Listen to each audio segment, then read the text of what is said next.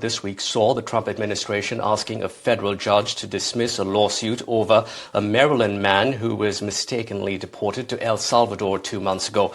The U.S. Supreme Court has ordered the government to facilitate Kilmar Abrego Garcia's return to the U.S., but President Trump insists that Garcia is a member of a transnational gang.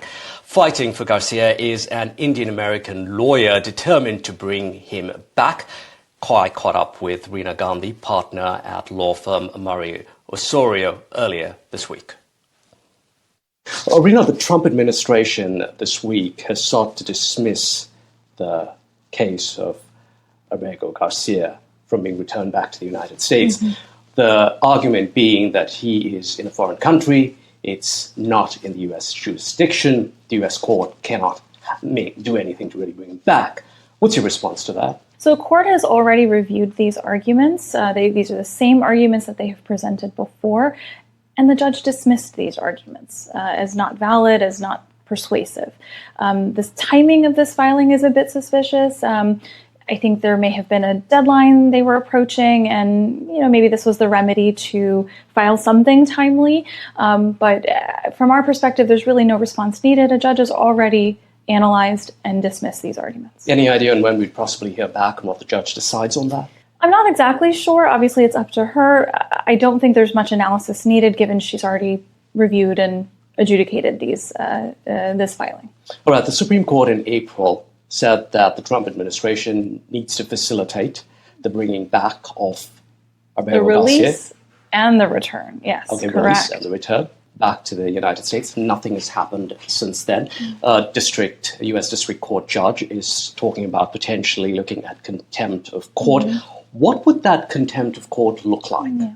Honestly, it can look like a whole host of different things. It could be against the attorneys themselves, against certain government officials. It could be monetary, non-monetary. There's a number of different ways that this can look. I think, though, that this judge understands the political nature of this case, understands the importance of this case, and is not trying to push where she does not need to. And I think she would use that sparingly and only as a last resort. And I don't know if we're there yet. In a scenario where you've exhausted all options, mm-hmm.